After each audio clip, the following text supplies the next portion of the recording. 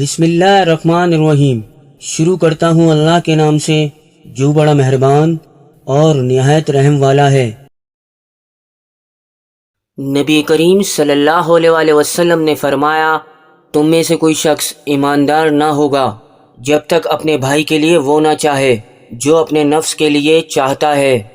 ایک دن ایک آدمی نے نبی کریم صلی اللہ علیہ وسلم سے پوچھا کہ کون سا اسلام بہتر ہے؟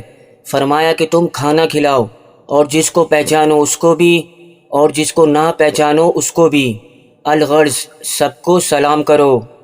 بے شک رسول اللہ صلی اللہ علیہ وسلم نے فرمایا، قسم اس ذات کی جس کے ہاتھ میں میری جان ہے، تم میں سے کوئی بھی ایماندار نہ ہوگا جب تک میں اس کے والد اور اس کی اولاد سے بھی زیادہ اس کا محبوب نہ بن جاؤں۔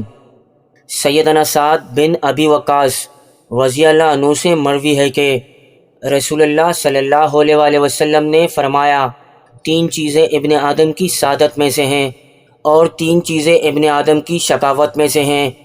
ابن آدم کی سعادت والی تین چیزیں یہ ہیں، نیک بیوی، مناسب گھر اور اچھی سواری، اور ابن آدم کی بدبختی والی تین چیزیں یہ ہیں، بری بیوی، برا گھر اور بری سواری۔